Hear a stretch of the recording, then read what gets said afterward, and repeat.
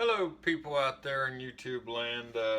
We have a cabinet door that has fallen off, and I'm going to what's happened here is the hinges have broken.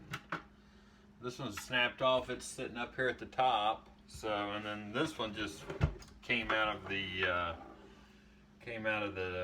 wood here. These screws. I don't know if you can see these screws right there. They just pulled out once the hinge broke. Once the hinge had broken.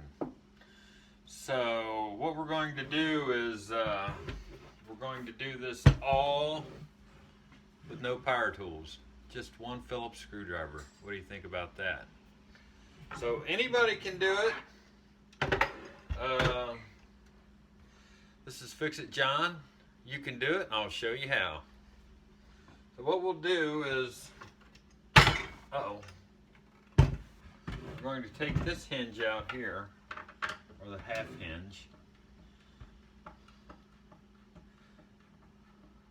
Okay, and there's another Phillips head screw right here. We're going to take that one out. Cabinet door, I have experience doing this. We've had more than one break on us. So, you get a flat head.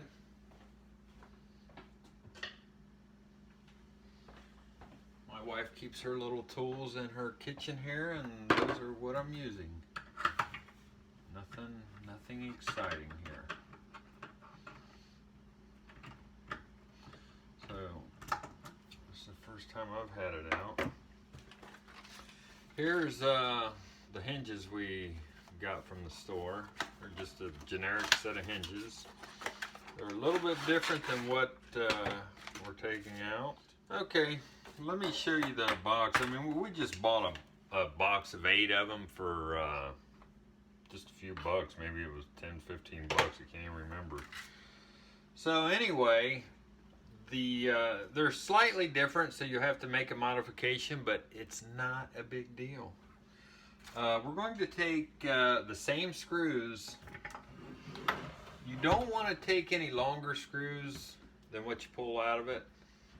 Otherwise, it'll go through and come out the face side. So you don't want that. So what we're doing here, we're going to attach this. No power tools again. The same screw we took out, because this is, we'll hold it nice and tight. There's no cracking in this wood.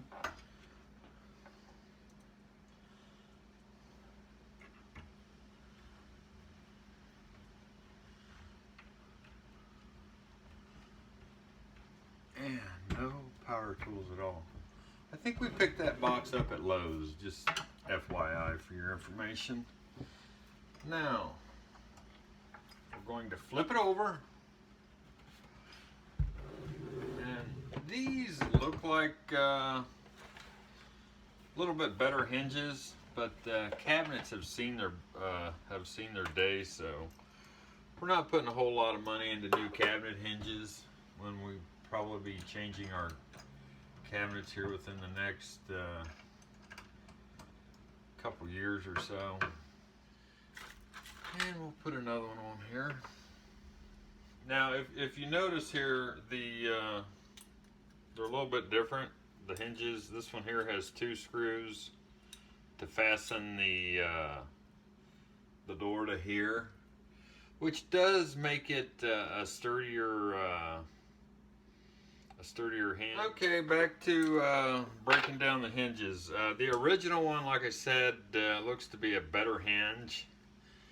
And it appears to be, the magnet won't stick to it, so it appears to be a cast aluminum, which they heat up the molten aluminum and they pour it into a sand cast. And it's a little heavier duty hinge. And this one is a metal one, and it's like a pressed metal. made into a hinge. So that one's a little stouter, but this one will do the job, and the price was right. So.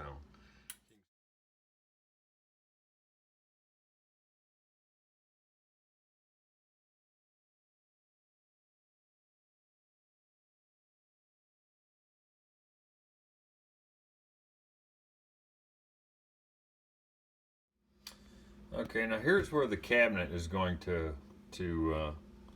attach to the door frame. And this is what it'll look like. Let me show you with another hinge here. What we'll do is we'll attach this to the center of that. But why I'm showing you this is with those old hinges on there, you see this crack right here coming down here? That is where the broken hinge has wallered out the holes and split the wood there. So instead of using these short screws right here that we pulled out of this spot right here, instead of using those, I'm going to opt, and since we're only putting one screw in versus two, I'm going to opt for a little bit longer and a little bit wider. Now, that way we can dig deeper and have more of a bite into the wood, or in this case, particle board. And the same thing up here. We're going to have to go deeper so we can bite into it, so it will hold the cabinet and give us many years of good service. So that's what we'll do. Let me show you the difference in these screws here. See this one here? This one has a beveled edge on it. Can you see that right there? And that's a specialized screw there. I chose, same with the Phillips head though, I chose a screw with a flat bottom head. Now let me show you why. The hinge that I pulled off, this hinge here, is designed for this beveled edge screw. See that? See how it's beveled in there? So that'll fit nice and firm and flush. Get that screw in there. That will fit nice and flush, fairly flush with that hinge. Okay. Now, if I use that same screw on here, first of all, it won't go in there all the way. But you're only fastening with that portion of the head at the bottom of the bevel. Can you see that right there? Just that portion right there at the bottom of the bevel. That's why I chose the flat-headed screw. Now the flat-headed and the bevel hinge would work, but it's going to protrude a little bit. It will work, but it'll protrude a little bit. But with this one, with this screw, on these hinges here, we can put it in here. That's my fan club there. We can put it in this hinge, and it'll hold flat against that flat spot there, and it'll hold a little tighter without moving. You see what I'm saying? It'll be flat instead of wobbly. And so flat against flat is always better. It'll hold the screw against the hinge tighter. Flat against a beveled screw will not hold as well, because you need all your screw head. What holds it down is the screw head, the whole screw. One more thing, what I like to do when I mount it, I want to, with these particular hinges, I want to mount it right flush against this wall here, because it makes it easier for me, you know, instead of allowing a gap for opening and closing, makes it easier for me to mount this cabinet door right up against her. And I know that doesn't sound right, because you're going to hit the cabinet door every time you open and close it. No, you have an adjustment on here that will push your cabinet door out to allow that opening and closing without hitting the edge in here, this edge right here.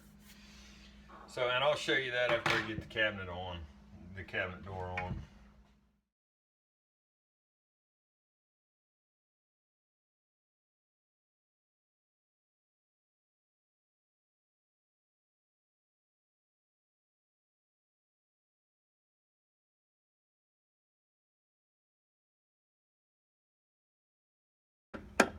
When I turn this screw to the left, it kicks it out. When I turn it to the right, it pulls it back to the cabinet. Pulls the door back to the cabinet ever so slightly.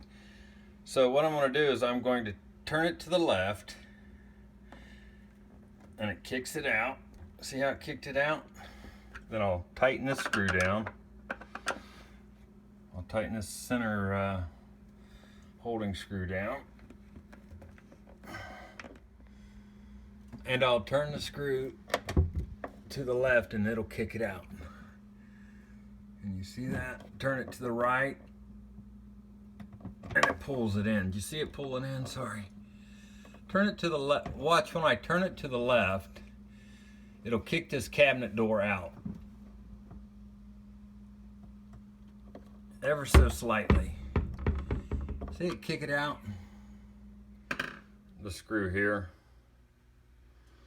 The screw here aligns it in and out. So let's see what we have.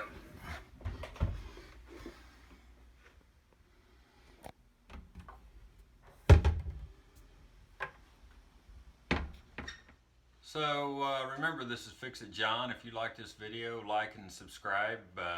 You can do it, and I'll show you how.